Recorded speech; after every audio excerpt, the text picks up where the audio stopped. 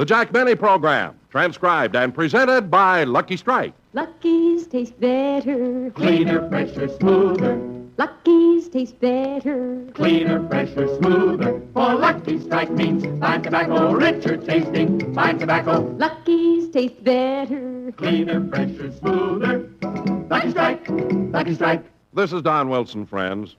You know, recently a cigarette ad appeared in a well-known national magazine. Perhaps you saw it. Near the top of it were the words, "I don't have to smoke Lucky's." Those were the words of the man whose picture was in the ad, Mr. Robert Montgomery, whose TV show is sponsored by Lucky Strike. In the ad, Mr. Montgomery said that there was nothing in his contract that said he had to smoke Lucky's. He smoked them, and had for years, because he liked the way they taste. That makes sense. Smoking enjoyment is all a matter of taste. And as Mr. Montgomery and many millions of other smokers will tell you, Lucky's taste better. Cleaner, fresher, smoother. Taste better because they're made with fine, naturally mild tobacco. And they're made round and firm and fully packed. Made to taste better.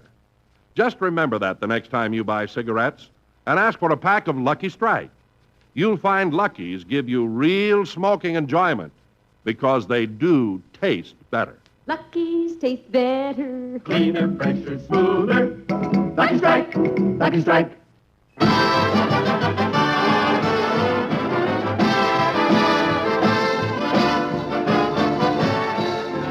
The Lucky Strike Program, starring Jack Benny with Mary Livingston, Rochester, Dennis Day, Bob Crosby, and yours truly, Don Wilson.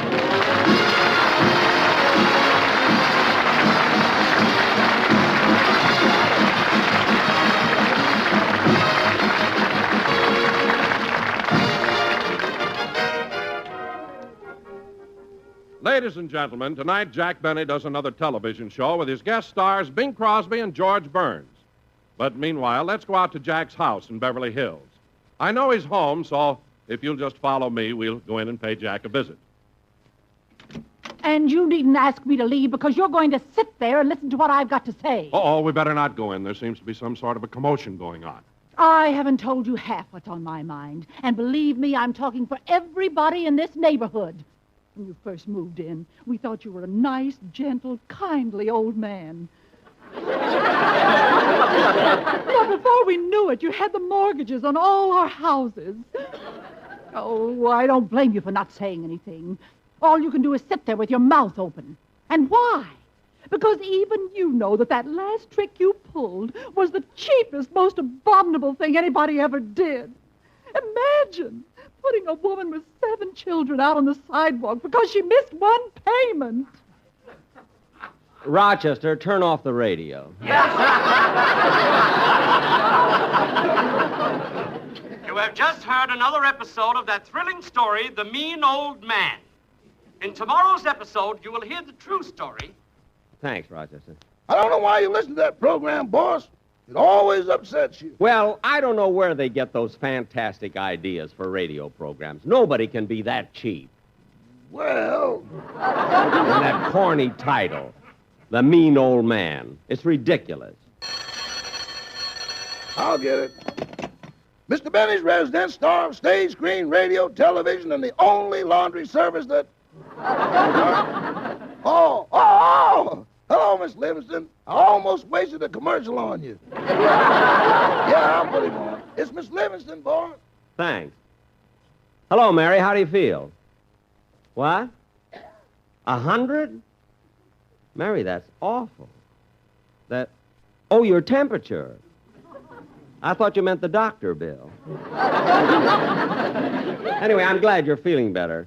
And Mary, what? Oh, you're welcome. I'm glad you enjoyed it. I'll call you tomorrow. Goodbye. What'd she thank you for, boss? Well, everybody's been sending her flowers and fruit and candy, and so I thought I'd be a little different. What did you send her? A bowl of chili. It's good in this nippy weather, you know? Anyway, it looks like Miss Livingston will be back on the program next week. I'll get it. Da-da-dee-da-dum, da-dum, da-dee, da-dum, da-dee-da-da-dum. Well, hello, Mr. Brown. Hello, Mr. Benny. I'm sorry I'm 3 days late with the rent on our house, but here it is. Thank you. Oh, by the way, Mr. Benny, our hot water heater is leaking. You think maybe you could have it fixed? Well, plumbing costs are awfully high now. I guess they are. But it's been months since you promised to paint the living room. Well, I fixed the hole in the roof myself. good. Well, I guess I'll be running along. Goodbye, Mr. Benny. Oh, by the way, Mr. Brown, how's your wife? What's she doing now? Oh, haven't you heard? She writes that radio program, The Mean Old Man.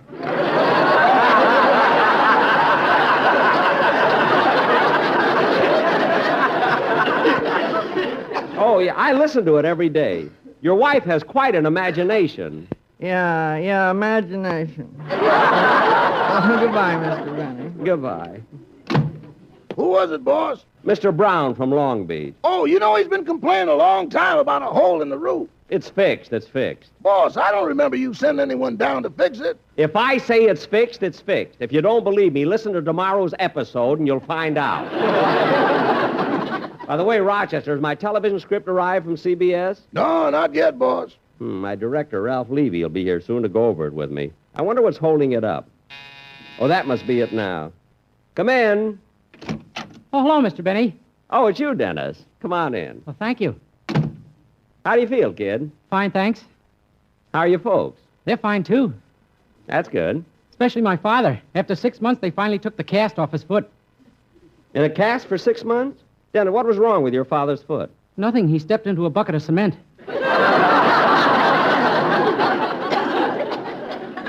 Look, Dennis, kid. I can understand your father stepping in a bucket of cement. I can almost understand him standing there letting the cement dry. But why would he keep it on his foot for 6 months? My mother made him. What? When he stayed out late at night, he couldn't tiptoe into the house. That's the most ridiculous thing I ever heard of. Imagine your mother making him keep his foot in a bucket for 6 months. 2 weeks ago, it came in handy. How? Well, they were invited to a masquerade, and Papa went as a potted palm.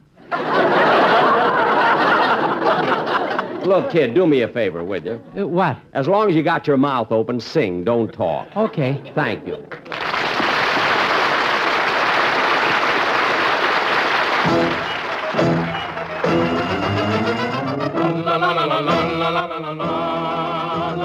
Here we sit enjoying the shade. Hey, brother, pour the wine. Drink the drink that I have made. Hey, brother, pour the wine. Tell you why the day is sunny. I'm in love with lips of honey. Wait till you see the way she walks. Hey, brother, pour the wine.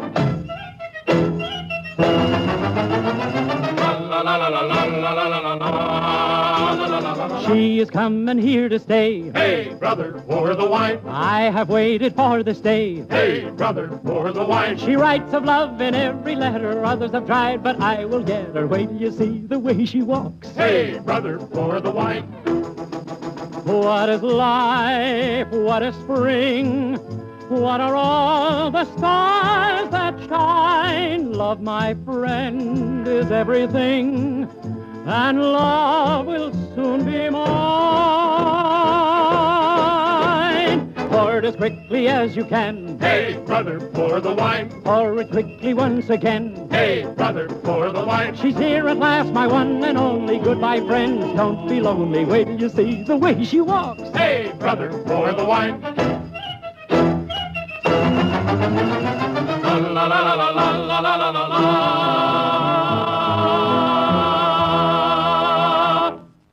Blink your eyes and love has passed. Hey, brother, pour the wine. Hers was never meant to last. Hey, brother, pour the wine. She introduced me to another. No, my friends, he's not her brother. I will miss the way she walks. Hey, brother, pour the wine. Pour it as quickly as you can. Hey, brother, pour the wine. Pour it quickly once again. Hey, brother, pour the wine. Pour the wine. Pour the wine. Hey, brother, pour the wine.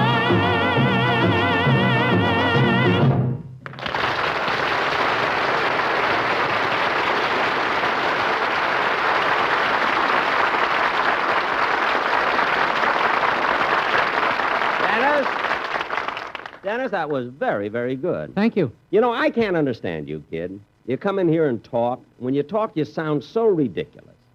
Then you sing, and when you sing, you're a completely different person. What are you, a Dr. Jekyll and Mr. Hyde? Uh-huh. And each one has his own show.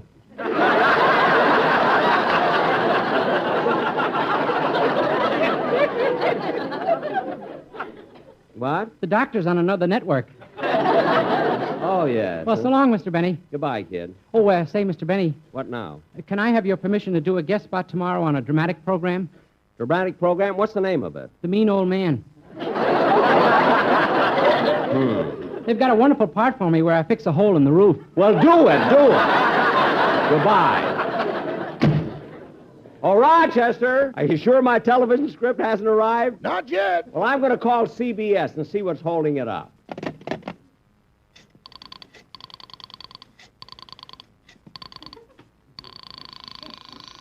CBS, the star's address. What? All right. You don't have to shout. The line is busy now. Hold on. Who is it, Gertrude? Jack Benny. He wants I should get him the mimeograph department. So why were you so fresh with him? Why was I so fresh with him? The other night he called and asked me if he could pick me up and take me dancing at the Macombo. And then he got mad because when he called for me, I was wearing my overalls. Well, I don't blame him for being mad. Why would you wear overalls to the Macombo? Who gets to the Macombo? I always wind up fixing his car. Well, you're better off than I am. Why? I'm not mechanical-minded. I have to get out and push. Have you been out with Jack lately? Yeah, 2 weeks ago. He took me to a nightclub. We sat at a corner table. The lights were low, and he got so romantic. What'd he do? He had the waiter fill my slipper with champagne. Gosh, 3 quarts. Did he drink it? Yeah, he stuck a straw through the open toe. Gee, you must have had the happiest feet in town.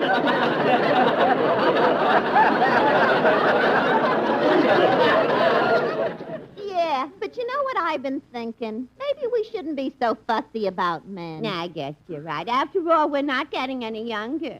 Speak for yourself, John. I'm only 23. 23?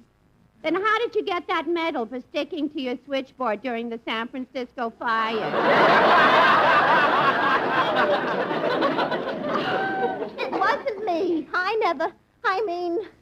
Why should I lie? You were there. Yes, I'm sorry, Mr. Benny. The line is still busy. Your television script? Yeah, I'll tell them. Goodbye. That mimeograph department drives me nuts. That script should have been here hours. Oh, maybe that's it. Come in. Oh, hello, Don. Hello, Jack.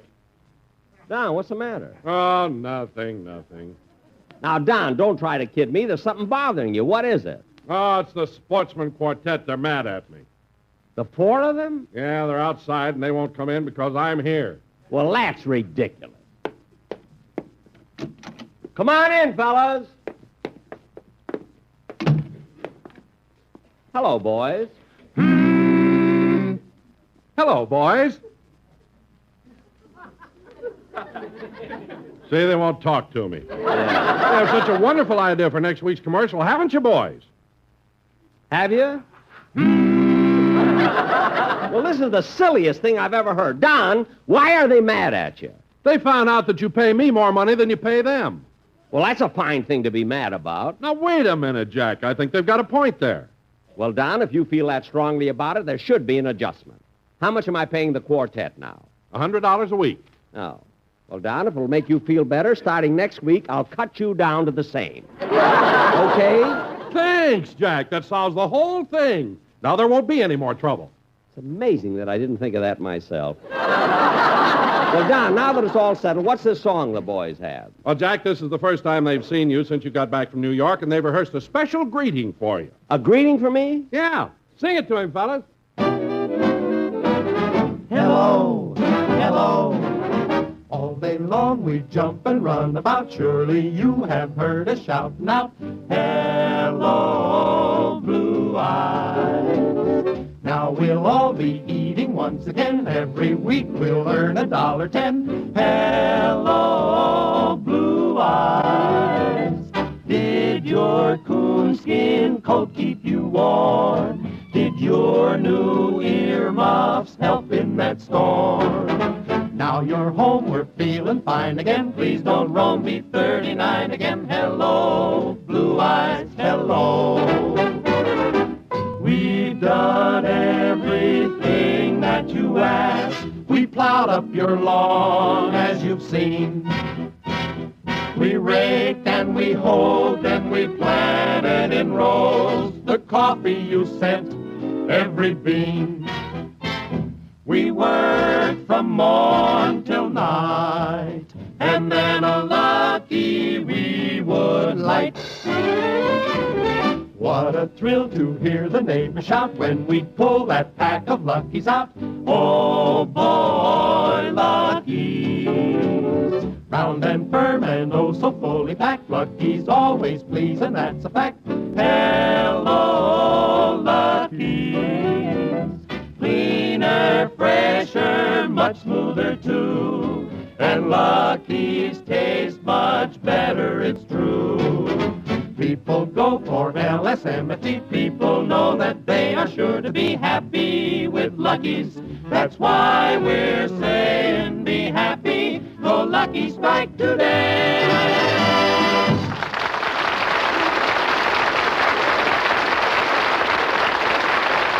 Hey, that was wonderful, fellas, wonderful. Say, Don, now I'd like to hear the number they're going to do on next Sunday's show. Oh, Jack, the sportsmen can't wait any longer now. They're appearing at the Statler Hotel here in Los Angeles, and they have to get over there and rehearse some new numbers. Oh. So long, Jack.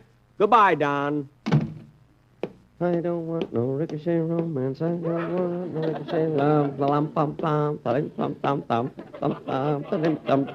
Well, I saved a little money by cutting Don's salary, but I lost a little, too. After all, I'm his agent. Let's see. Oh, Rochester, I'd like you to take the car and pick up my suit at the cleaners. But, boss, we haven't had the Maxwell all week. We haven't? No, don't you remember? You told me that any time the movie studios wanted to rent it, I should let them have it. Oh, so you rented it. What picture is it going to be in? Ben-Hur. What? It comes in second in a chariot race. Second, eh? Gosh, I hope they don't whip it too hard. Well, you have to take the... Rochester, someone's at the door. I'll get it. Okay. Gee, that Ben-Hur is a great story. I remember the first time they made the picture. They begged me to be in it. Who wanted to be Francis X. Bushman's father? He had so few lines. Rochester, who's there? It's your TV director, Mr. Ralph Levy. Oh, come in, Ralph. Come on in. How are you, Jack? Fine, fine. Here, have a seat, Ralph. See, there seems to be a delay in Mimeo with the TV script, but they should be delivering it any minute now. Jack. And as soon as it gets here, we can put in what few minor little changes you might have in no time at all. Yeah, Jack. Because, Ralph, this is one script that I have complete confidence in. I worked on it from the start. It's got just the feel, the flavor that I want. Jack, the script isn't being mimeographed. What? That's right, Jack. I read it this morning, and I just couldn't let it go through. What do you mean you couldn't let it go through? Well, Jack, in my opinion, this script is nothing. To start with, the situation is weak, and it goes no place. There's no action, no movement. It's a completely static thing. And what humor there is old hat and corny. In fact, I can't remember when I've read anything that's so obviously amateurish. Well... And that's not only my opinion, it's also the opinion of my assistant, Dick Fisher, of my entire technical staff, of the head of BBD&O, and of the chief of CBS Network Television. Oh, yeah? Well, I showed it to my butcher at Safeway this morning, and he was nuts about it. Your butcher? Well, what does he know about comedy? Plenty. He directed The Horn Blows at Midnight.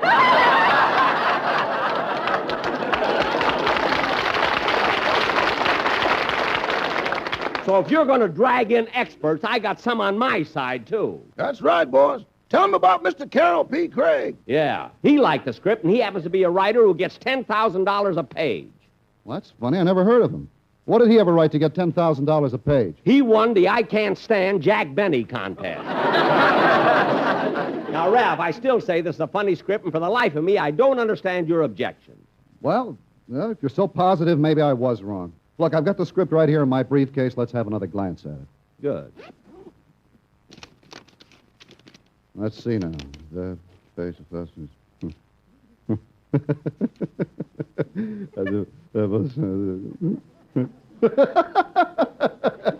Say, this is pretty funny stuff. I told you, Ralph, this is a funny script. That's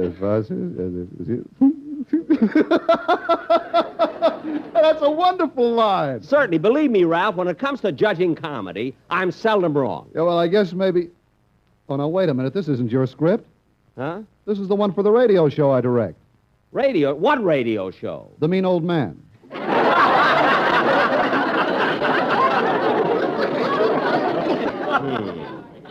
I must remember to tell that writer to fix the hole in her roof. Lately, all her scripts are coming in soaked.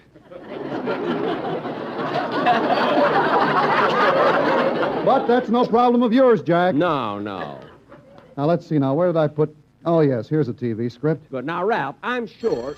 Rochester, would you get that, please? Mr. Benny's residence? Yes? Yes, I see. All right, goodbye. Who was that, Rochester? Your butcher. Oh, the one that likes my script? He started over and changed his mind. I don't know why I even go to him. There must be dozens of butchers around town who've directed me in pictures.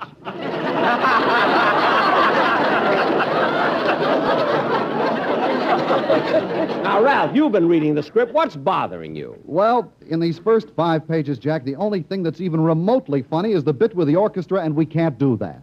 With the orchestra boys, why not? Well, Jack, you know very well we're not allowed to put the camera on your orchestra. There are 40 million people watching. But, Ralph, it's all right to show the boys on television. I got a clearance from the Musicians Union. I don't care. You're on at night, and some of those 40 million people will be eating.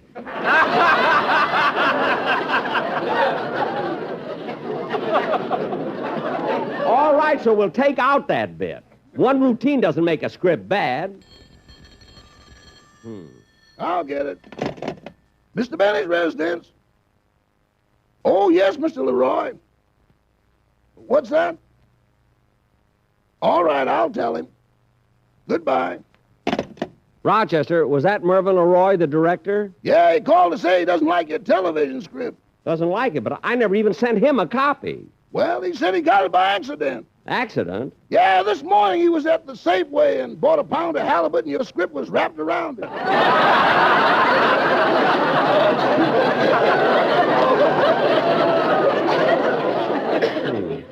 That nice, fresh script around a smelly halibut. Mr. Leroy put it the opposite way.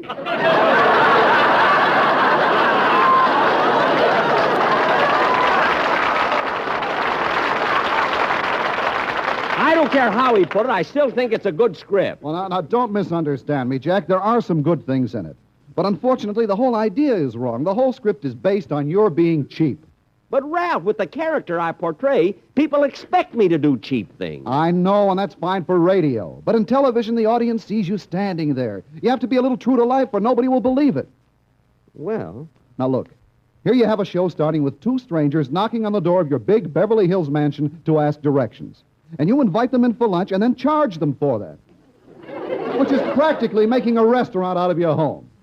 Then you show them around the grounds, and when the man accidentally falls in the pool, you charge him $0.25 for swimming.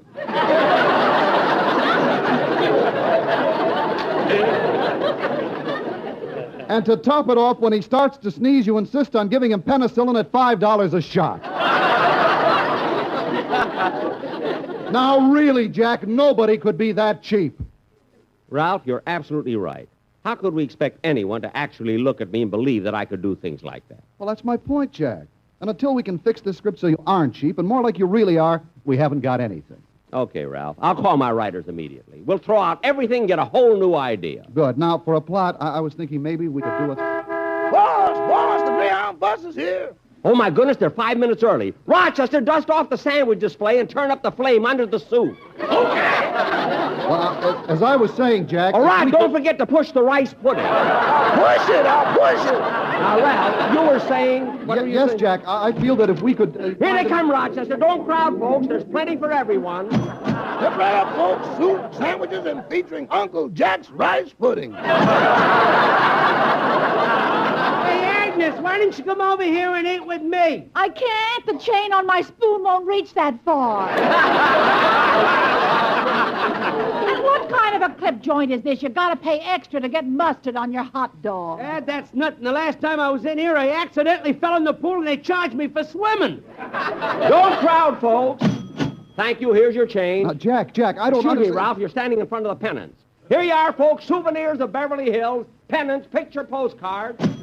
Jack, if you listen to me for a minute, I could tell you what I was thinking. Rochester, there goes one in the pool. You fish him out. I'll get the penicillin. Here you are, folks. Get your hot dogs and cold drinks. Get your hot dogs and cold drinks. Ralph, why are you helping me? I figure if you can't fight it, join it. Here you are, folks. Get your cold drinks. Get your hot dogs. Yes, sir. Don't forget Uncle Jack's rice pudding. Step right up, folks.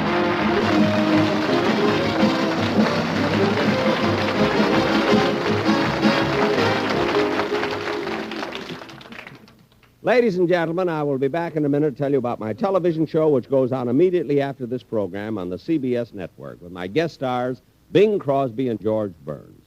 But first, a word to cigarette smokers. Lucky's taste better. Cleaner, fresher, smoother. Lucky's taste better. Cleaner, fresher, smoother. For Lucky Strike means fine tobacco, richer tasting, fine tobacco. Lucky's taste better. Cleaner, fresher, smoother. Lucky Strike, Lucky Strike. Friends, as a smoker, you know how vitally important freshness is to your enjoyment of a cigarette. Well, the makers of Lucky's know that, too. That's why every pack of Lucky's is extra tightly sealed to keep in the better taste that has made Lucky's famous. Yes, any Lucky smoker will tell you that Lucky's taste better. Not only fresher, but cleaner and smoother, too. That's because fine, naturally mild, good-tasting tobacco goes into every Lucky. As you know, Lucky Strike means fine tobacco. And Lucky's are definitely made better, made round and firm and fully packed to draw freely and smoke evenly. Yes, fine tobacco in a better-made cigarette just naturally adds up to better taste for you. So next time you buy cigarettes, try a carton of Lucky Strike. Be happy, go lucky, get better taste today.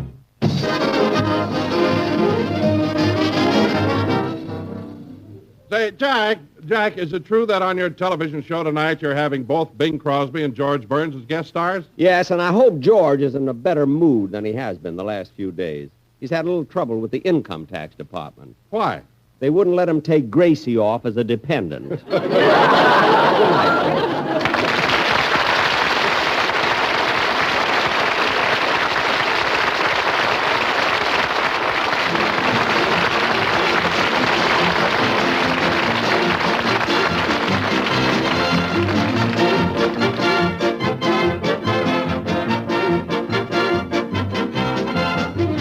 The Jack Benny Show tonight was written by Milt Josephsberg, John Tackerberry, Hal Goldman, Al Gordon, and produced and transcribed by Hilliard Marks.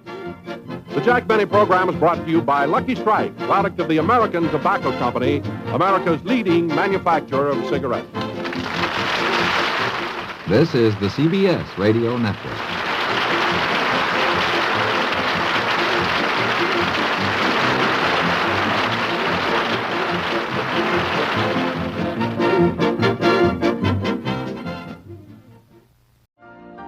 You've been listening to the OTR Gold Network. Find more classic radio at otrgold.com.